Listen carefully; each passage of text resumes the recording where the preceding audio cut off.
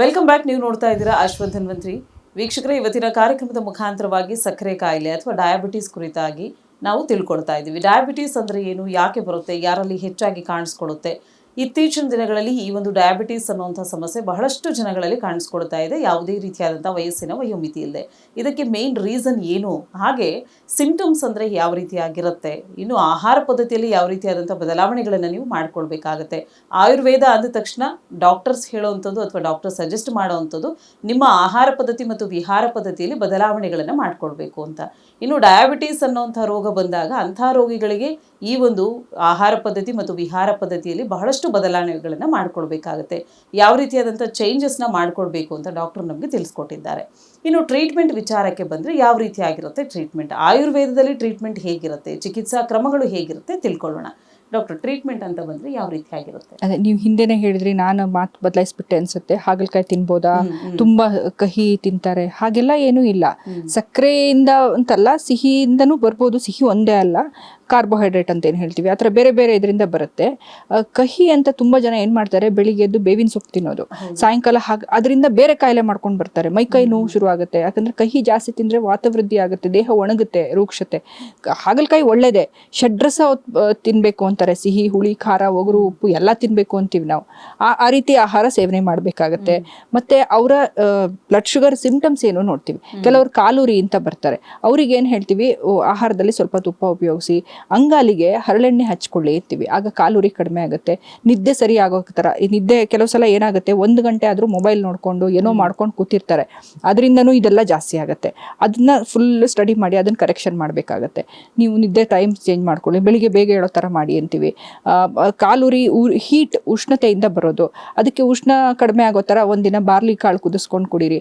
ಔಷಧಿಗಳು ನಮ್ಮಲ್ಲಿ ಇದಕ್ಕೆ ಅದಕ್ಕೆ ಏನು ಕೆಲವೊಂದು ಕಷಾಯಗಳಿರುತ್ತೆ, ಕಷಾಯ ಕುಡಿಯಲ್ಲ ಅಂದವರಿಗೆ ಮಾತ್ರೆ, ಅಂದರೆ ಅವರ ದೇಹ ಪ್ರಕೃತಿಗೆ ಸರಿಯಾಗಿ. ನೆಲ್ಲಿಕಾಯಿ ತುಂಬ ಒಳ್ಳೆಯದು. ನೆಲ್ಲಿಕಾಯಿ, ಅರಿಶಿನ ಅದೆಲ್ಲ ಸ್ವಲ್ಪ ಉಪಯೋಗಿಸಿ.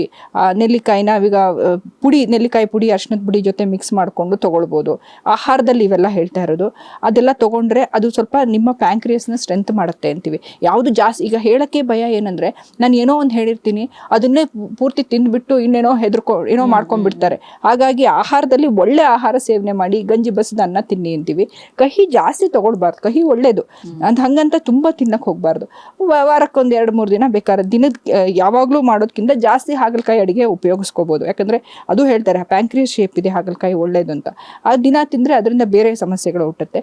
ನೇರಳೆ ಹಣ್ಣು, ಅದರದ್ದು ನೇರಳೆ ಹಣ್ಣಿನ ಪ್ರಯೋಗ, ನೇರಳೆ ಹಣ್ಣಿನ ಅಂದರೆ ಆ ಮರದ ಚಕ್ಕೆ ಅದರದ್ದು ಏನು ಇದೆ ಅದನ್ನು ಉಪಯೋಗಿಸ್ತೀವಿ ನಾವು. ಅದರದ್ದು ಕಷಾಯ ಕುಡಿಬೋದು. ಅಸನಾದಿ ಕಷಾಯ ಅಂತ ಬರುತ್ತೆ ನಮ್ಮಲ್ಲಿ, ಅದರ ಕೆಲವೊಂದು ಒಳ್ಳೆ ಇದು ಉಪಯೋಗಿಸ್ತೀವಿ. ಆ ಕಷಾಯಗಳು ರೆಗ್ಯುಲರ್ ತಗೊಳ್ಳೋದು. ಮೇನ್ ಎಕ್ಸಸೈಸ್ ಮಾಡಬೇಕು. ಹಿಂದೆ ಏನು ಹೇಳ್ತಾ ಇದ್ರು, ಡಯಾಬಿಟೀಸ್ ಬಂತು ಅಂದರೆ ಶ್ರೀಮಂತರಿಗೆ ಔಷಧಿ ಕೊಡಿ, ಬಡವರಿಗೆ ಅವನ ಹತ್ರ ಬಾವಿ ತೋಡಿಸಿ, ಮನೆ ಕಟ್ಸಿ, ಅಂದರೆ ಆ ಕಾಲದಲ್ಲಿ 1000 ವರ್ಷದ ಹಿಂದೆ, ಅಂದರೆ ಎಕ್ಸಸೈಸ್ ಮಾಡಿಸಿ ಅಂತ. ಇಲ್ಲ ಅಂದರೆ ಅವ್ರನ್ನ ಕಾಡಿಗೆ ಹಸು ಕೊಟ್ಟು ಕಳಿಸಿ, ಹಸುನ ಮೇಯಿಸ್ಕೊಂಡು ಅವನು ಕಾಡಲ್ಲಿ ಅಲ್ಲಿನ ಹಣ್ಣು ಹಂಪಲು ತಿನ್ಕೊಂಡು ಗೋಮೂತ್ರ ಕುಡಿದ್ಬಿಟ್ಟು ಆ ಹಸುವಿನ ಹಾಲು ಕುಡಿದು ಅಂದರೆ 1000 ವರ್ಷದಿಂದ ನಡೀತಾ ಇತ್ತು. ಈಗ ಇಮ್ಯಾಜಿನೇ ಮಾಡೋಕ್ಕಾಗಲ್ಲ. ಸೊ ಆ ಥರ ಮಾಡ್ಕೊಂಡು ಬಂದರೆ ಅವನು ಹುಷಾರಾಗ್ತಾನೆ ಅಂತ ಹೇಳ್ತಾ ಇದ್ರು. ಈಗ ಅದರಲ್ಲಿ ಚಿನ್ನ ಇರೋ ಕೆಲವೊಂದು ಔಷಧಿಗಳಿದೆ. ಈಗ ತುಂಬ ಹೈ ಶುಗರ್ ಇದೆ ಅಂದರೆ ನಾವು ಆ ಥರ ತುಂಬ ಕಾಸ್ಟ್ಲಿ ಔಷಧಿಗಳವೆಲ್ಲ ಅದು ಬೇಕಾಗುತ್ತೆ. ಯಾಕಂದರೆ ಪ್ಯಾಂಕ್ರಿಯಸ್ನ ಸ್ಟ್ರಾಂಗ್ ಮಾಡೋಕ್ಕೆ ಕಾಸ್ಟ್ಲಿ ಔಷಧಿಗಳು ಹಾಕಬೇಕಾಗತ್ತೆ. ಆಮೇಲಿಂದ ಮಾಮೂಲಿ ಔಷಧಿಗಳಿಗೆ ಬರ್ತೀವಿ ನಾವು, ತುಂಬ ಇದು ಮಾಡಿಕೊಂಡು. ಜೊತೆಗೆ ಜೀವನ ಶೈಲಿ ಬದಲಾಯಿಸೋದು ತುಂಬ ಮುಖ್ಯ. ಅವರ ಸ್ಟ್ರೆಸ್ ಇದ್ದರೆ ಅದನ್ನು ಒತ್ತಡ ಸರಿ ಮಾಡಿಕೊಂಡು, ಮತ್ತು ಆಹಾರದಲ್ಲಿ ಏನು ತಿಂತಾರೆ ಎಷ್ಟು ನಮ್ಗೆ ಗೊತ್ತೇ ಇರಲ್ಲ, ಹೇಳೋಕ್ಕೆ ಹೋಗಲ್ಲ. ಇನ್ನೇನೋ ಯಾವಾಗಲೂ ಏನೋ ತಿಂತಿರ್ತಾರೆ, ಹೊರಗಡೆದು ಇದೆಲ್ಲ ಕುಡಿತಾ ಇರ್ತಾರೆ.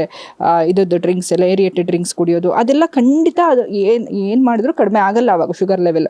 ಆಮೇಲೆ ನಮಗೆ ಹೇಳ್ತಾರೆ, ನಿಮ್ಮ ಔಷಧಿ ನಮಗೆ ಕೆಲಸ ಮಾಡಿಲ್ಲ ಅಂತಾರೆ.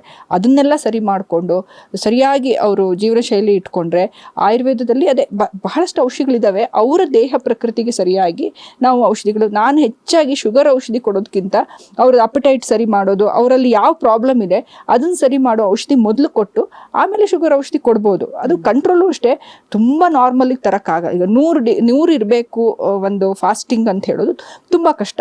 ಒಂದು 120-130 ಇದ್ದು ಅವರು ಆರೋಗ್ಯವಾಗಿರೋರು ಅನೇಕರಿದ್ದಾರೆ. ಹತ್ರ ವ್ಯಾಲ್ಯೂಸ್ ತುಂಬ ನೋಡಲ್ಲ, ಆರೋಗ್ಯ ತುಂಬ ನೋಡ್ತೀವಿ ನಾವು.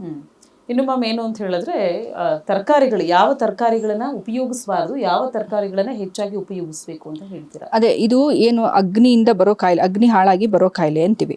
ಯಾವುದು ಹೆವಿ ಇರುತ್ತೆ, ಆಲೂಗಡ್ಡೆ ಹೆವಿ, ಜೀರ್ಣಕ್ಕೆ, ಮೊದಲೇ ಅದು ಗ್ಯಾಸ್ ಬೇರೆ ಆಗುತ್ತೆ ಅಂಥವು. ಮತ್ತು ಭೂಮಿಯ ಅಡಿ ಬೆಳೆಯೋದು ಏನು ಕಂದಮೂಲಗಳು ಅಂತೀವಲ್ಲ, ಅವು ಸ್ವಲ್ಪ ಹೆವಿ, ಅದು ಜೀರ್ಣಕ್ಕೆ ಕಷ್ಟ. ಅದನ್ನು ಕಡಿಮೆ ಅಂದರೆ ಯಾವುದು ಹಸಿ ತಿನ್ನಬೇಡಿ ಅಂತೀವಿ ನಾವು.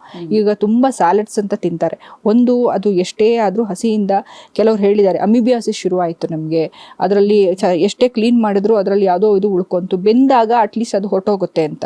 ಇನ್ನೊಂದು ಜೀರ್ಣ ಆಗದೆ ಅದರಿಂದ ಬ್ಲೋಟಿಂಗ್ ಎಲ್ಲ ಆಗೋ ಸಾಧ್ಯತೆ ಇರುತ್ತೆ. ನೆಲದ ಅಡಿಯಿರೋ ತರಕಾರಿಗಿಂತ ಬಳ್ಳಿಯಲ್ಲಿ ಬರೋ ಈಗ ಸೌತೆಕಾಯಿ, ಪಡವಲಕಾಯಿ, ಸೋರೆಕಾಯಿ, ಹಾಗಲಕಾಯಿ ಇಂಥ ತರಕಾರಿಗಳು ಜಾಸ್ತಿ ಒಳ್ಳೆಯದು. ಸೊಪ್ಪೆಲ್ಲ ತಿನ್ಬೋದು, ಏನೂ ತೊಂದರೆ ಇಲ್ಲ. ಈಗ ಕ್ಯಾರೆಟ್ ಎಲ್ಲ ತಿನ್ನಬಾರ್ದು ಅಂತಿಲ್ಲ, ಬೇಯಿಸ್ಕೊಂಡು ತಿನ್ನಿ, ಅಷ್ಟು ಒಳ್ಳೆಯದಲ್ಲ. ಗ್ಯಾಸ್ ಆಗುವಂಥ ಆಲೂಗಡ್ಡೆ ಮತ್ತು ಗೆಣಸು ಅವೆಲ್ಲ ಸ್ವೀಟ್ ಪೊಟ್ಯಾಟೊ ಅಂತಾನೆ ಹೆಸರು. ಸೊ ಅವೆಲ್ಲ ಶುಗರ್ ಜಾಸ್ತಿ ಮಾಡ್ತವೆ. ಯಾವುದು ಸುಲಭವಾಗಿ ಜೀರ್ಣ ಆಗುತ್ತೆ ಅಂತ ತರಕಾರಿ ತಿನ್ಬೋದು. ಮತ್ತೆ ಡ್ರೈ ಫ್ರೂಟ್ಸ್, ಈಗ ತುಂಬ ಹಸಿವೆ ಆಗುತ್ತೆ ಅಂತಾರೆ ಶುಗರ್ ಬಂದಮೇಲೆ, ಆವಾಗ ಏನು ಹೇಳ್ತೀನಿ ನಾನು, ಪದೇ ಪದೇ ಈಗ ತುಂಬ ಡಯಟಿಷಿಯನ್ಸ್ ಹೇಳ್ತಾರೆ ಪದೇ ಪದೇ ಸ್ವಲ್ಪ ಸ್ವಲ್ಪ ತಿನ್ನಿ ಅಂತ. ಆಯುರ್ವೇದದಲ್ಲಿ ತುಂಬ ಸಲ ತಿನ್ನಿ ಅಂತ ಹೇಳಲ್ಲ, ಜೀರ್ಣ ನಿಧಾನವಾಗಿ ಆಗೋ ಥರ. ಈವನ್ ಸಿರಿಧಾನ್ಯಗಳು ನಾವು ಒಳ್ಳೇದು ಅಂತೀವಿ, ಬಟ್ ತುಂಬ ಜನಕ್ಕೆ ಸಿರಿಧಾನ್ಯ ಸೂಟ್ ಆಗಲ್ಲ. ಬೆಂಗಳೂರು ಥಂಡಿ ಪ್ರದೇಶ, ತುಂಬ ಸಿರಿಧಾನ್ಯ ತಿಂದು ಹೀಟಾಗಿ ಈವನ್ ಅವರು ಮಲ ಪ್ರವೃತ್ತಿ ಮಾಡುವಾಗ ರಕ್ತ ಬಂದಿರೋದು ಇದೆ ಕೆಲವರಲ್ಲಿ. ಹಾಗಾಗಿ ನಿಮಗೆ ಅದು ಸೂಟ್ ಆದರೆ ಸಿರಿಧಾನ್ಯದ ಜೊತೆ ಸ್ವಲ್ಪ ಹೆಸರುಬೇಳೆ ಬೇಯಿಸ್ಕೊಂಡು ತುಪ್ಪ ಹಾಕ್ಕೊಂಡು ಊಟ ಮಾಡಿ. ತುಪ್ಪ ತಿನ್ಬೇಕಂತ, ಸಿರಿಧಾನ್ಯ ತಿನ್ನುವಾಗ ಜಾಸ್ತಿ ತುಪ್ಪ ಉಪಯೋಗಿಸಿ ಅಂತೀವಿ. ಬರೀ ಸಿರಿಧಾನ್ಯದ್ದೇ ತಿನ್ನಕ್ಕೆ ಹೋದಾಗ ದೇಹ ಒಣಗಕ್ಕೆ ಶುರುವಾಗುತ್ತೆ, ಶುಗರ್ ಕಂಟ್ರೋಲ್ ಆಗುತ್ತೆ ಕೆಲವರಿಗೆ, ಜೊತೆ ಬೇರೆ ಸಮಸ್ಯೆ ಶುರುವಾಗುತ್ತೆ. ಅದು ಮುಖ್ಯ. ಬರೀ ನಮ್ಮ ಇದರಲ್ಲಿ ರಿಪೋರ್ಟಲ್ಲಿ ನೋಡೋದಕ್ಕಿಂತ ಆರೋಗ್ಯ ನೋಡ್ಕೊಳ್ಳೋದು ಮುಖ್ಯ. ಹಾಗಾಗಿ ನಿಮಗೆ ಸೂಟ್ ಆದರೆ ಸಿರಿಧಾನ್ಯ ತಿನ್ನಿ ಅಂತೀವಿ.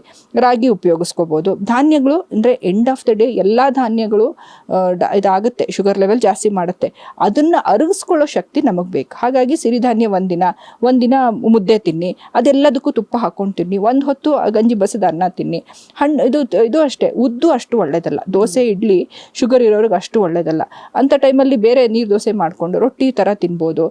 ಜೀರ್ಣ ಸುಲಭವಾಗೋ ಥರ ಊಟಗಳನ್ನು ಪ್ಲಾನ್ ಮಾಡಿ. ಹಸಿ ತರಕಾರಿ, ಹಣ್ಣುಗಳು ತಿನ್ಬೋದು. ಹಸಿ ತರಕಾರಿ ಒಳ್ಳೇದಲ್ಲ. ಹಣ್ಣು ಹೇಳ್ತಾರೆ ಅಯ್ಯೋ ಹಣ್ಣು ತಿಂದರೆ ಜಾಸ್ತಿ ಆಗುತ್ತೆ ಅಂತ. ಆದರೆ ಈಗ ಏನಾಗಿದೆ, ಕಲ್ಲಂಗಡಿ ಕೆಲವೊಂದು ಹಣ್ಣು ತಿಂದು ಜಾಸ್ತಿ ಮಾಡ್ಕೊಂಡು ಬಂದಿದ್ದಾರೆ. ಹಲಸಿನ ಹಣ್ಣು, ಮಾವಿನ ಹಣ್ಣು ಎಲ್ಲ ಸ್ವಲ್ಪ ಜಾಸ್ತಿ ಆಗುತ್ತೆ. ಡ್ರೈ ಫ್ರೂಟ್ಸ್ ತಿನ್ಬೋದು. ಹಣ್ಣುಗಳಲ್ಲಿ ಬೇರೆ ಈಗ ಏಲಕ್ಕಿ ಬಾಳೆಹಣ್ಣು ಅವೆಲ್ಲ ತಿಂದರೆ ಅಂಥ ಏನು ವ್ಯತ್ಯಾಸ ಆಗಲ್ಲ. ಪಪ್ಪಾಯ ತುಂಬಾ ಒಳ್ಳೇದು.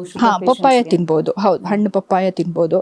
ಹಣ್ಣುಗಳು ತುಂಬ ವ್ಯತ್ಯಾಸ, ಯಾಕಂದರೆ ಅವು ಫ್ರುಕ್ಟೋಸ್ ಇದು ಅಷ್ಟು ಎಫೆಕ್ಟ್ ಆಗಲ್ಲ. ಇವೆಲ್ಲ ಸುಕ್ರೋಸ್ ಧಾನ್ಯಗಳಿಂದ ಬಂದಿರೋದ್ರಲ್ಲಿ ಜಾಸ್ತಿ ಸಿಹಿ ಅಂಶ ಇರುತ್ತೆ. ಹಣ್ಣುಗಳು ಸಿಹಿ ಅಂಶ ಬೇಗ ಜೀರ್ಣ ಆಗಿ ಹೊರಟು ಹೋಗುತ್ತೆ. ಹಾಗಾಗಿ ಹಣ್ಣುಗಳನ್ನ ತುಂಬ ತಡಿಬೇಕು ಅಂತ ಏನಿಲ್ಲ. ಅದು ಕೆಲವರು ಹೇಳ್ತಾರೆ ಇಲ್ಲ ನಮ್ಗೆ ಹಣ್ಣು ತಿಂದು ಇದು ವಾಟರ್ ಮೆಲನ್ ಅಥವಾ ಕಲ್ಲಂಗಡಿ ಅದು ಏನಾಗಿದೆ, ಅದು ವರ್ಷ ಪೂರ್ತಿ ಸಿಗ್ತಾ ಇದೆ, ಅದರಿಂದನೂ ಸಮಸ್ಯೆ ಇರ್ಬೋದು. ಅದು ಬೇಸಿಗೆಯಲ್ಲಿ ಬರೋ ಹಣ್ಣು ಯಾವಾಗ ಬೇಕಾದ್ರೂ ಸಿಗುತ್ತೆ. ಹಾಗಾಗಿ ಅದು ಸಮಯವಲ್ಲದ ಸಮಯದಲ್ಲಿ ಹಣ್ಣುಗಳು ತಿಂದು ಈಗ ಯಾವ ಋತುವಲ್ಲಿ ಯಾವ ಹಣ್ಣು ತಿನ್ಬೇಕು ಅದು ಅಲ್ಲದೆ ತಿಂದ್ರೂ ಶುಗರ್ ಜಾಸ್ತಿ ಆಗುವ ಸಾಧ್ಯತೆ ಇದೆ. ಋತುಗಳಲ್ಲಿ ಬರೋ ಹಣ್ಣು ತಿಂದ್ರೆ ನನ್ನ ಪ್ರಕಾರ ಅದೇನು ಜಾಸ್ತಿ ಆಗಲ್ಲ. ಓಕೆ ಡಾಕ್ಟರ್, ಇನ್ನು ಕೊನೆಯದಾಗಿ ವೀಕ್ಷಕರಿಗೆ ಒಂದು ಮೆಸೇಜ್ ಅಂತ ಕೊಡೋದಾದ್ರೆ? ಅದೇ, ನಮಗೆ ಶುಗರ್ ಬರುತ್ತೆ ಅಂತ ಹೆದರ್ಕೊಂಡಿರಬೇಡಿ, ಆರೋಗ್ಯವಾಗಿರಿ. ಒಳ್ಳೆ ಆಹಾರ ತಿನ್ಲಿಕ್ಕೆ ಮುಂಚೆ ಈಗ ಜಂಕ್ ಫುಡ್ ಆದರೆ ಅವಾಯ್ಡ್ ಮಾಡಿ. ಅಕಸ್ಮಾತ್ ತಿಂದರೆ ಅದನ್ನು ಅರಗಿಸ್ಕೊಳ್ಳೋಕ್ಕೆ ಶುಂಠಿ, ಜೀರಿಗೆ ಅಂತ ತಿಂದು ಅರಗಿಸ್ಕೊಂಡು ಬಿಡಿ. ಮತ್ತು ಆದಷ್ಟು ಮಾನಸಿಕವಾಗಿ ಖುಷಿಯಾಗಿರಿ. ಒಳ್ಳೆ ಆಹಾರ, ಒಳ್ಳೆ ಎಣ್ಣೆ ಸ್ನಾನ ಮಾಡಿಕೊಂಡು ನಾನು ಆರೋಗ್ಯವಾಗಿರ್ತೀನಿ ಅಂದ್ಕೊಳ್ಳಿ, ನಿಮಗೆ ಶುಗರ್ ಬರಲ್ಲ. ಓಕೆ ಡಾಕ್ಟರ್, ಸೊ ಇದುವರೆಗೂ ಕಾರ್ಯಕ್ರಮದಲ್ಲಿ ಭಾಗವಹಿಸಿ ಸಾಕಷ್ಟು ವಿಚಾರ ಹೇಳಿದ್ದೀರಾ, ಧನ್ಯವಾದಗಳು. ವೀಕ್ಷಕರೇ, ಇವತ್ತಿನ ಕಾರ್ಯಕ್ರಮದ ಮುಖಾಂತರವಾಗಿ ಡಯಾಬಿಟಿಸ್ನ ಕುರಿತಾಗಿ ಒಂದಷ್ಟು ಮಾಹಿತಿಯನ್ನು ನೀಡಿದ್ದೀವಿ. ಇವತ್ತಿನ ಕಾರ್ಯಕ್ರಮ ನಿಮಗೆಲ್ಲ ಇಷ್ಟವಾಗಿದೆ ಅಂತ ಭಾವಿಸ್ತಾ ಕಾರ್ಯಕ್ರಮವನ್ನು ಮುಕ್ತಾಯಗೊಳಿಸ್ತಾ ಇದ್ದೀವಿ. ಮತ್ತೆ ನಿಮ್ಮ ಭೇಟಿ ಮುಂದಿನ ಸಂಚಿಕೆಯಲ್ಲಿ. ಧನ್ಯವಾದಗಳು.